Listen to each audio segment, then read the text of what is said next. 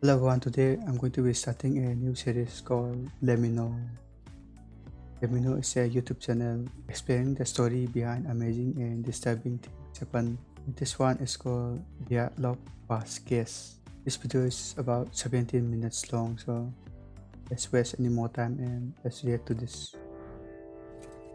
In early 1959, a group of hikers decided to head out on an expedition across the mountainous region of Western Soviet Union. The group consisted of So this happens in Soviet Union. What's about to happen? I don't know. 9 experienced men and women greatly familiar with the Siberian wilderness. Yet, this adventure would prove to be their last.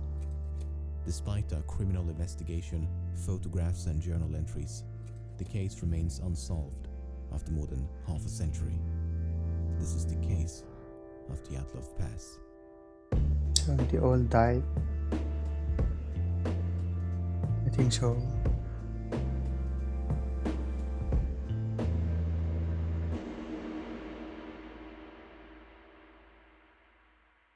In the early morning of January the 23rd, 1959, a ski and hiking team of 10 boarded a train headed for the Ural Mountains in the middle of the Soviet Union. The group consisted of 8 men and 2 women, with Igor Dyatlov as the group's leader. As the train slowly advanced deep into the mountainous Siberian taiga, the group died. So 10 people are going for an expedition and Igor Dyatlov is the leader, I guess. Diary received a final entry. I wonder what awaits us on this hike. Will anything new happen? Over the next few days, the group continued to alternate between modes of transportation.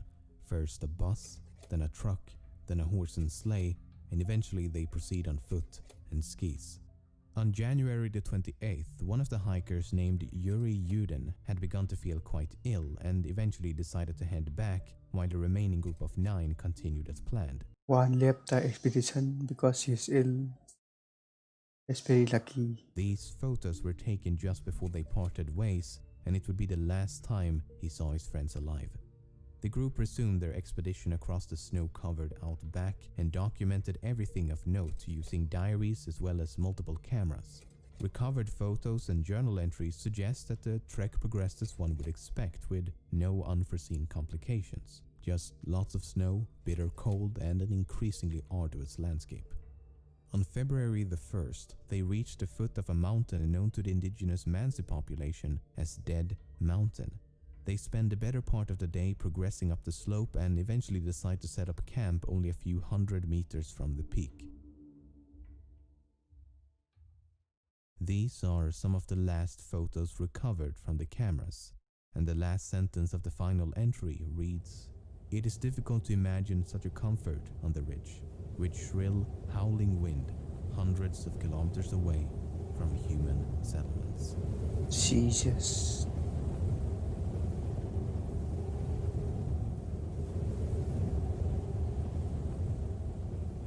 A few weeks later, friends and relatives begin to worry. No one has heard from Igor or any of the other members of the group. After much debate, a team of volunteers eventually head out to find them. On February the 26th, the search party is finally able to locate the camp on the slope. It's obvious to the first at the scene that something has gone horribly wrong. The tent is in scrambles, covered by a thin coat of snow. The hikers' belongings and equipment was found orderly placed inside the tent, but the tent itself had been slashed open with a knife from the inside. What? The next day, 9 pairs of footprints lead the search volunteers down the slope towards the nearby woods. Given that the footprints left rather mild indentations in the snow, would suggest that they descended the slope in a rather calm and orderly fashion. Why would they cut the tent from the inside? If someone sees them, and why would they walk slowly? This doesn't make any sense at all. As opposed to running away in panic. The footprints could be tracked for about half a kilometer from the tent until the trail was completely covered by snow. So they continued in the direction of the trail and under a large cedar tree at the edge of the forest, next to the remains of an improvised campfire, they found the frozen bodies of Yuri Doroshenko and Yuri Krivonoshenko. That's pretty sad. It would take over 2 months for the bodies of all 9 hikers to be recovered. The first 2 were found severely underdressed. No jackets, no pants, no gloves, hats, boots or anything Can I show this on YouTube? I might have to blur that out. else one might expect given the frigid climate. Only light shirts, underpants and socks. At the time of their death it would have been around 30 degrees below zero. The cedar tree had signs of damage as if someone had climbed it, with branches broken up to 5 meters high. Perhaps they were attempting to locate a tent in the pitch black darkness, or perhaps they were trying to hide from someone or something. The next 3 hikers were found at varying distances between the tent and the tree, covered by a few centimeters of snow. They were better dressed than the previous 2, but not by much, as they still lacked essential items such as boots, hats and gloves. They were all found facing the direction of the tent as if they were struggling to return at the moment of death. While some of them had sustained minor injuries, all 5 had died of hypothermia. It should also be noted that 4 of them had died while intoxicated. The last 4 hikers were found at the bottom of a small hill. Some died of hypothermia. That makes sense because it is like minus 30 degrees Celsius. Covered by 3 meters of snow, 75 meters from the tree in the opposite direction of the tent. 3 of them had sustained lethal injuries. 1 had a fractured skull and 2 had fractured multiple ribs and suffered massive internal bleeding. The medical examiner believed the injuries had been sustained from a fall and compared it to a car crash. The injuries had been sustained while they were all alive and could not have been inflicted by another person. 2 had also been found with gaping eye sockets, and 1 of the women had a missing tongue. The last of the 4 had a broken nose and a deformed neck, but died of hypothermia. The most mysterious of all, Well, that was terrifying. 3 articles of clothing were later found to be abnormally radioactive. On May the 28th, the criminal case was discontinued with a cryptic and incredibly vague conclusion. The lead investigator writes in the final report, And how did the radioactive come into this place? the cause of death was an unknown compelling force which the hikers were unable to overcome. Not exactly the most satisfying answer and barely a conclusion at all. So, just in case the Galactic Empire had nothing to do with the death of the hikers, is it possible to explain some of the more enigmatic details in a less vague yet credible fashion? Let's give it a shot. The fact that Dubinina was missing her tongue has been taken way out of proportion. Some say that it was cut off or ripped out while she was still alive. Others say it was eaten by scavengers after death, while some even claim the tongue was later found somewhere else. But I've read the medical reports and this is what it says. The diaphragm of the mouth and the tongue is missing. That's it. There's nothing about cutting or ripping or anything. I don't know how or where it began, but there seems to be an I think it appears to be missing because of the cold weather and the snow. exaggerated importance placed on this missing tongue, while in reality it's a rather minor detail. At least the medical examiner believed it to be a minor detail, otherwise he would likely have elaborated further. For example, the same section of the same report states, gaping orbits. The eyeballs are absent. Equally mysterious, right?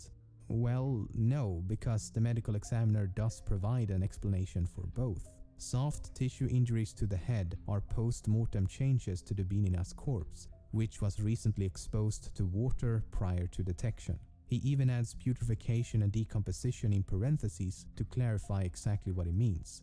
And this was not even exclusive to Dubinina, as the 4 last bodies were all damaged due to the melting snow. Now, some who claim that her tongue must have been removed while she was still alive have pointed to the fact that she had about 100 grams of blood in her stomach. But that's not exactly true either. The relevant portion of the forensic examination reads, the stomach contained up to 100 cubic centimeters of a dark red, slimy mass. That's about 10 centiliters of something, most likely food, mixed with something red, most likely blood. So we don't know how much blood was in her stomach, just that there was blood in her stomach. which isn't that strange given that she was suffering from massive internal bleeding. That makes One of sense. the most mysterious aspects of this case is that 3 separate articles of clothing discovered on 2 of the bodies were found to be radioactive, which does indeed sound a bit mysterious, but you have to keep in mind that almost everything is slightly radioactive. So we need more details. The radiological studies claim that under normal circumstances, an area of 150 square centimeters should not exceed 5,000 disintegrations per minute. Only 3 articles of clothing exceeded or equaled that limit at 5,000 dpm, 5,600 dpm, and 9,900 dpm. Maybe they were killed by the government. The only explanation given in the report is that the clothes were contaminated as radioactive dust fell from the atmosphere, or the clothes were susceptible to contamination when in contact with radioactive substances. In other words, they were unable to determine exactly how the clothes were contaminated, but it's not unrealistic to believe it to be a result of natural processes. But just in case it wasn't due to the elements, there may be an alternative explanation. Kolevatov had previously worked at a facility developing nuclear materials, and Krivonoshenko had previously worked at a top-secret plutonium production plant for nuclear weapons, and the 3 articles of radioactive clothing belonged to Kolevatov and Krivonoshenko. Maybe they carry radioactive substances to them. Around the time of the hiker's disappearance, numerous sources claim to have seen UFOs in the form of orbs of light moving across the night sky for a few seconds up to several minutes. These include 3 soldiers and 2 different hiking groups. Some witnesses also claim that the indigenous Mansi population, as well as a group of geologists, had told them that they had observed fireballs in the sky around the time of the incident. The problem with UFO sightings is that they are, well, unidentified and often unverifiable as a result. Only one of the hiking groups reported to have seen the UFO during the night of the incident, while the other sightings occurred before or after. I don't know about the UFO. They could be real too. I don't know. Then there's this. This is the very last photo taken with one of the hiker's cameras. It appears to be a photo of some type of light source taken in the middle of the night. Unfortunately, the photo is about as undescriptive as the UFO it is claimed to depict. It could no doubt be a photo of a UFO, and it Shouldn't the person take good quality photo? could no doubt be a photo of a candle, flashlight, fire, stove, or anything else. But let's assume that it is a photo of something in the night sky. What could it potentially be depicting? I can think of a few possibilities. A rocket, a piece of a rocket, man-made space debris during re-entry, a crashing aircraft, or perhaps a meteor. None of which would be too surprising given that this is the Soviet Meteor makes sense in this. Union in the middle of the Cold War as well as the space race, so there would have been a lot of aerial activity. At the time when space exploration was about as fresh as a prince living in an affluent LA neighborhood, it's not surprising that people were unable to identify the mysterious lights. Regardless, it could not have landed close to the hikers as it would have been found by the search teams. And if the object had already been recovered, there should have been evidence in the form of a crash site, footprints, and other activity on the ground. So, given the fact that there is no obvious connection between the UFO and the hiker's disappearance, I'll put this in the spooky red herring box. Red herring box. So, what happened? Why did they leave the tent? Why was it slashed open from the inside? How did some of them sustain such major injuries while the others simply succumbed to the cold? Why were so many of them underdressed? I think the biggest mystery is how it's been able to remain a mystery given the abundance of information. So after spending the better part of this month hiring multiple Russian translators, reading through a massive amount of material ranging from theories about a KGB cover-up to a simple avalanche accident, this is what I believe to be the most credible explanation. First of all, why would they leave the tent? That seems to be the most important missing piece of the puzzle. Yeah, I would right. argue that the only thing that could make them leave would have to be an immediate threat inside the tent. If something was outside, such as an animal or a UFO, then there would be no reason to cut the tent open. There were no signs of an avalanche, however, they could have escaped believing an avalanche was tumbling towards them. The problem with that theory is that the footprints show them walking in a calm and orderly manner down the slope. Maybe one of them is an intruder and trying to loot all of them. And he died too because of hypothermia. As opposed to running away in panic. So something caused them to panic inside the tent, but once outside, they calmed down and made a conscious decision to walk down the slope. Now, take a look at this photo. The pipe sticking out of the tent entrance is the exhaust pipe of the internal stove. This was a completely unique and homemade design, as the leader of the group had built the stove himself. We know they had used the stove on the night of the incident before the incident took place, as partially eaten pieces of fried ham and bacon were found inside the tent. I think that after disassembling the stove and removing the exhaust pipe, the embers inside the stove were accidentally reignited. As the exhaust pipe had been removed, the smoke would have filled the tent in seconds. As they attempted to get control of the flame, they cut a few holes at the top of the tent to vent the smoke. When that didn't work and it became increasingly difficult to breathe, the side of the tent was slashed open and they all escaped in a state of panic.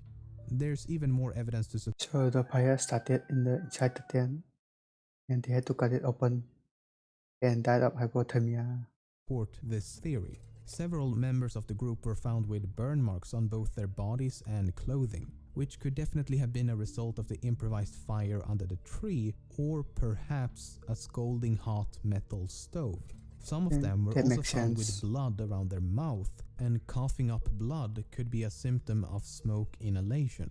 Then there's this photo taken the day before the incident. The jacket has obviously been burned, but the question is how? It's possible that sparks from the stove had accidentally set the jacket aflame. Okay, so they make it outside and quickly realize what a terrible situation they're in. Sub-zero temperatures, no shelter, underdressed, in the middle of a snowstorm, in the middle of the night, in the middle of nowhere.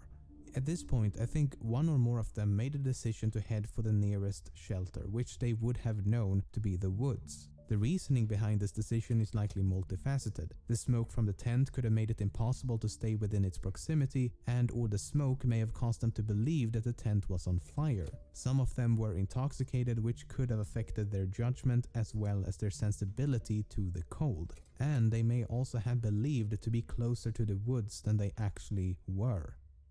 So they finally reached the woods and immediately set out to make a fire. Some climbed a tree and scavenged the surrounding area, while those who are more properly dressed head a bit deeper into the woods. About 75 meters from the tree, 4 of them trigger a minor avalanche, taking them over the edge of a ravine with a drop of about 3 meters.